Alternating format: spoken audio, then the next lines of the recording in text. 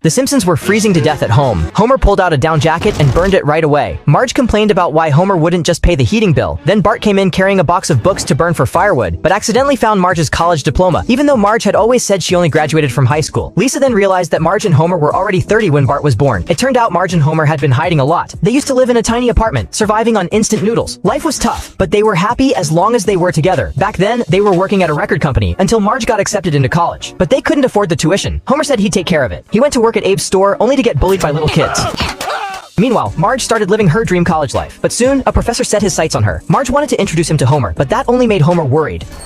Right then, a guy from the gas company came to fix their thermostat. As time went on, Marge and the professor grew closer, while her relationship with Homer grew distant. She even started treating Homer like he was the professor. The professor began turning Marge against Homer. Homer was furious, and Marge began to waver. Homer decided to vent his anger at the school through rock music.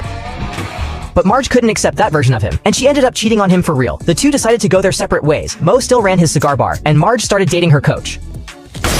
Heartbroken, Homer threw himself into music. Marge, on the other hand, kissed the professor. Homer eventually became a famous rock star. Then the professor told Marge he had no intention of marrying her. That made Marge furious, and she left him. One day, she saw Homer on TV, realized how famous he'd become, and decided to go back to him. She even pulled out his insulin, because by then Homer had diabetes. The two reconciled in the hospital. When the kids asked how it all ended, Marge told them that now nothing could ever shake their love.